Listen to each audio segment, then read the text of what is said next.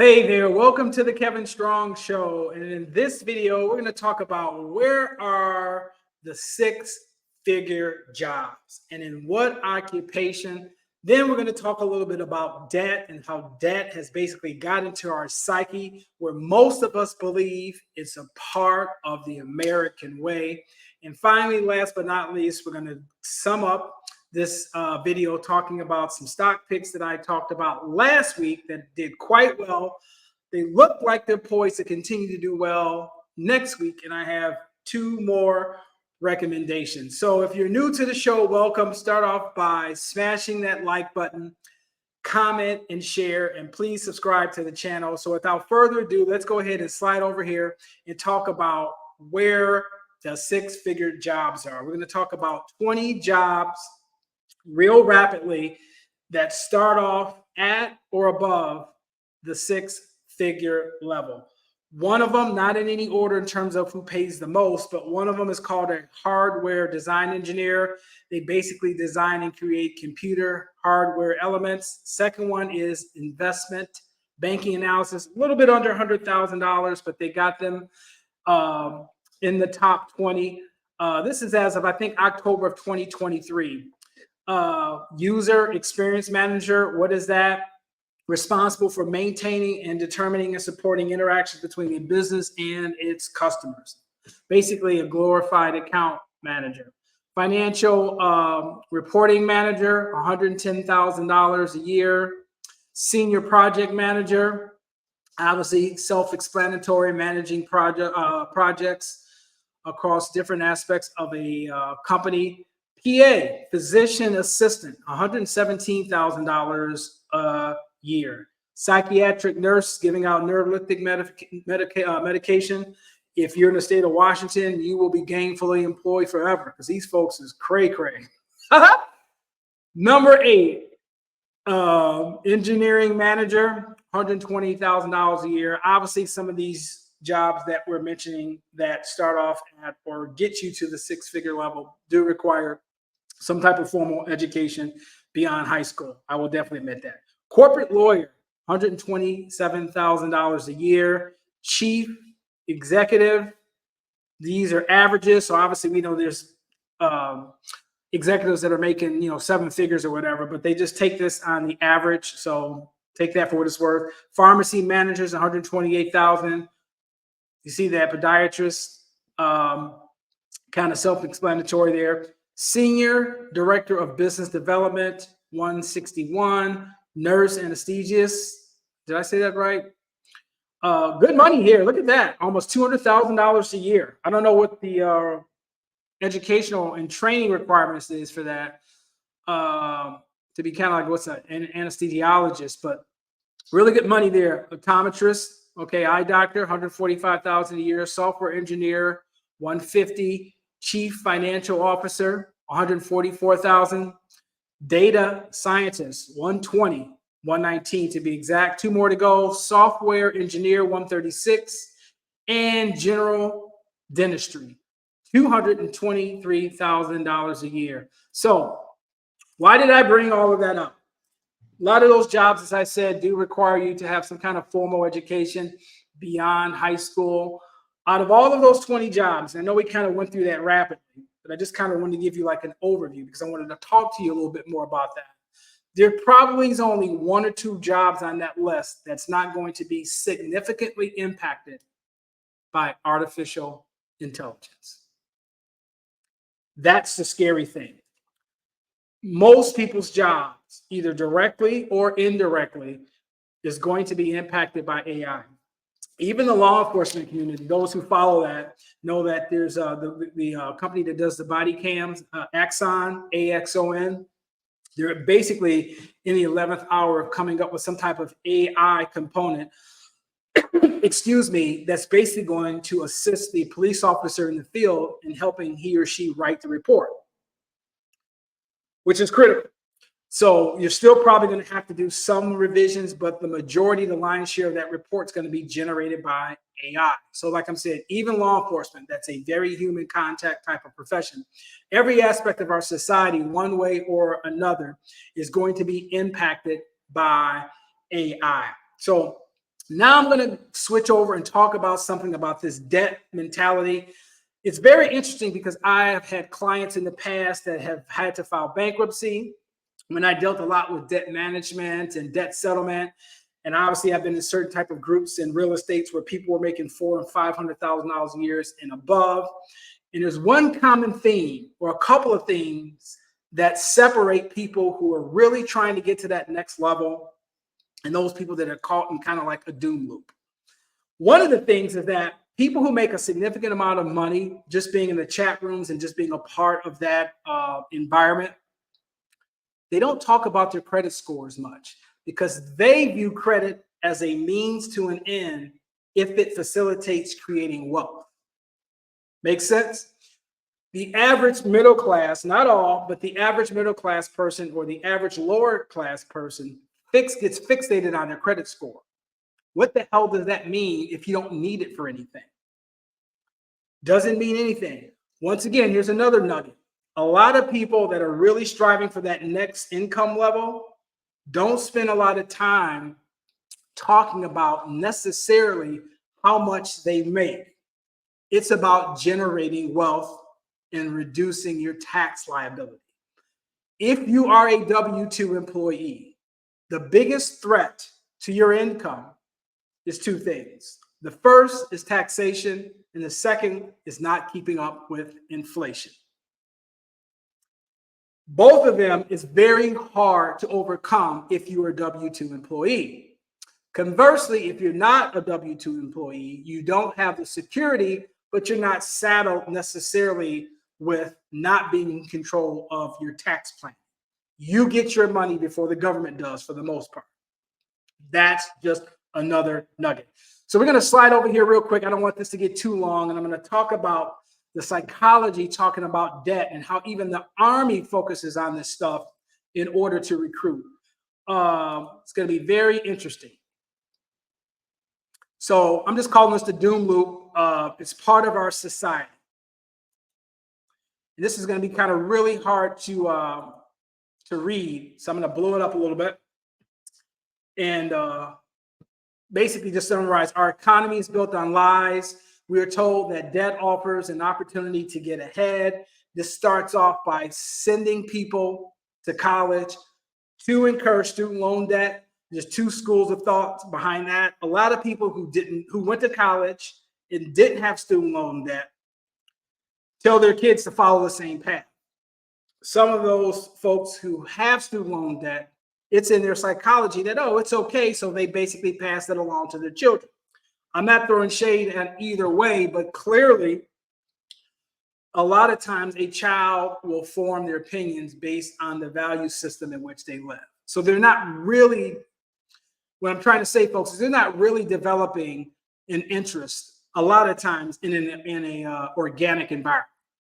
So, oh, I'm going to let my kid do whatever he wants to do. That's why a lot of times you hear my grandfather, great grandfather, my father, they're all served in the service. I'm going to serve in the service. My grandfather was a cop. My father was a cop. I'm going to be a cop. There's nothing wrong with that, but I'm saying there's something about the psychology of lineage that, do you really give your kids an opportunity to feel out what they really want to do, or are you kind of pre-programming them at an early age based on your own value system?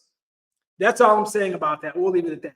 Debt is presented as a crucial rung on the ladder to a better life, a stepping stone to the American dream. If we can't dig our way out of these, quote, good debts, we are to blame. But the fact is that most people can't dig themselves out of debt. This last stat, I got this from debt.org. 3/4, ladies and gentlemen, 75% of the people who die with debt. $62,000. The next paragraph basically talks about how the U.S. Army saw an opportunity that says, hey, the average person has about $31,000 worth of student loan debt. We're going to target them. Give us a couple years, and you basically got your college paid for. This goes back to a couple of videos I said a couple of weeks ago. We all have choices. We just don't like the choices. So we'll do a job for 30 or 40 years that we don't like, don't take care of our health, and then spend all our retirement years in a goddamn doctor's office But if you tell somebody, hey, man, have you thought about going to the service for 3 or 4 years? Oh, hell no, I'm not going to do that. Well, what if, as a result of you doing that, you had enough money to pay for college and you didn't have to incur any debt, not to mention picking up a VA loan and some other benefits. So no.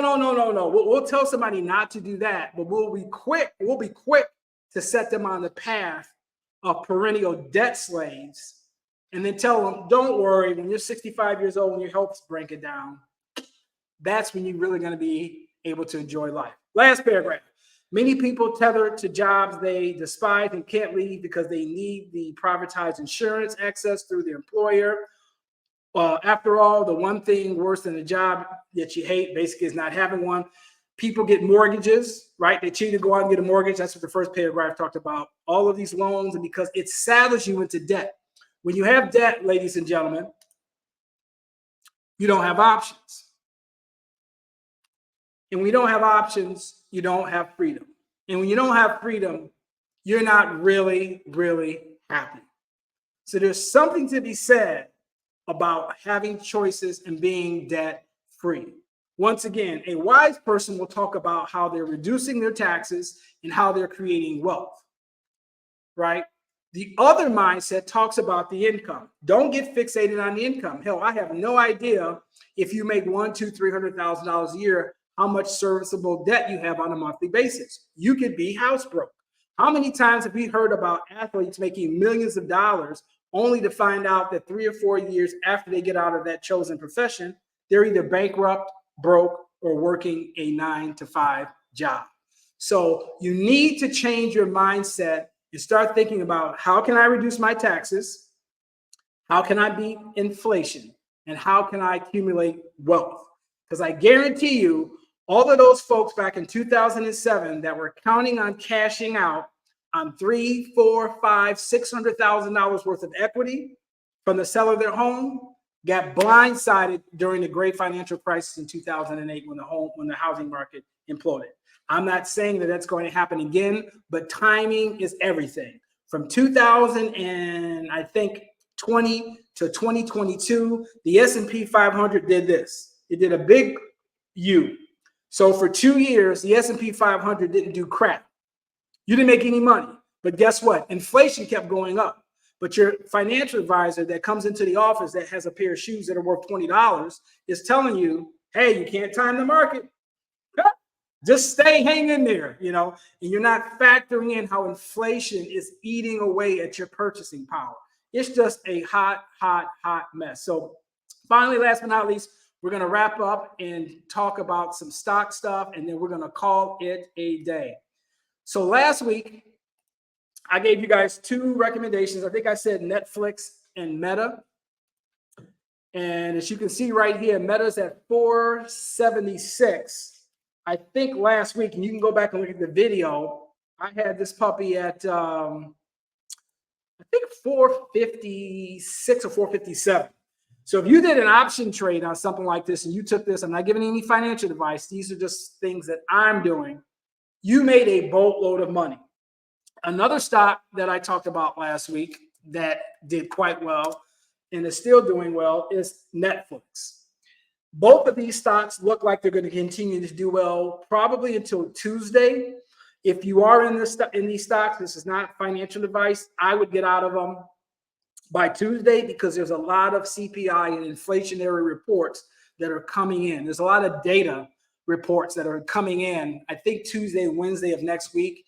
And if those reports reveal that inflation is still hot and that the Fed's going to have to basically subscribe to the theme higher for longer, that's going to have an impact on tech stocks because they don't like inflationary environments. They prefer to see low inflationary environments. So if we get a hot consumer / inflation report Tuesday or Wednesday, I think there's 2 of them, that's going to basically pull these stocks down. So what am I looking at next week?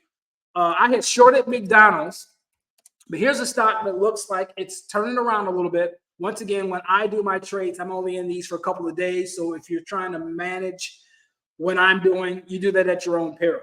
But as you can see here, there's a double bottom. We talked about this ad nauseum, and it looks like it's getting ready to pull up.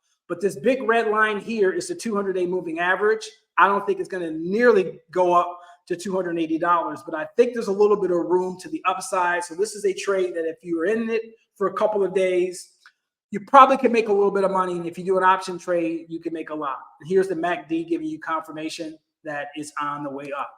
The other one is another kind of consumer stock, Target. Target got beat down a little bit. It's above the 200-day moving average. Here's the white line here. And as you can see here, excuse me, it looks like it's going up. Once again, this is another one that if you do decide to get into it, I probably would only be in a day or two at the most. Let's see what the MACD is saying here. Not quite get confirmation, but should get that. And that's going to be about it. So I'd say McDonald's and Target for a couple of days. If you're going to continue to be in Meta and Netflix, I would get out of those trades by the end of trading day Monday, because as I said earlier in the video, there's some inflationary reports that are due out Tuesday and Wednesday next week. And if those reports reveal that we're going to be higher for longer, higher rates for longer, that's going to have a negative impact on tech stocks. So things like Netflix and Meta is going to go down. Finally, a shout out to my friend Corey Smith, my old buddy from Memphis. He sent me a message, said, "Hey, Kevin, you looked at Starbucks?" I should have pulled that up, and I'm not going to pull it back up. So Starbucks stock had got slammed. It basically went all the way down, and it looks like it was getting ready to curl up, which is a classic pattern, which is called a fish hook. It was below the 200-day moving average, and then Corey's like, "Hey, man, I'm thinking about jumping in on that." I said, "Wait a minute, I forgot all about that." So I looked at the charts like, "Hey, that's a good call." So I bought a call at $71, held it for 2 days.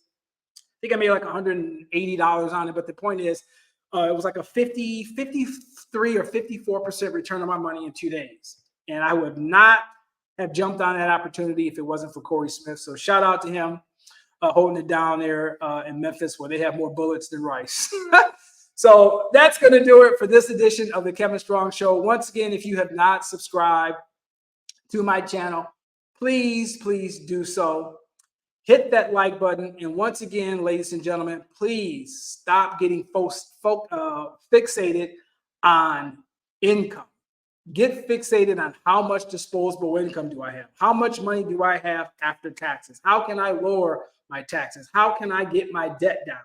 Because somebody that's making $20,000 or $30,000 a year, living somewhere in Europe or in Greece, which you all know is on my short list, is having a hell of a good time and has a much higher quality of life than somebody that's making $180,000 a year that's saddled with a bunch of debt. So you do you at the end of the day.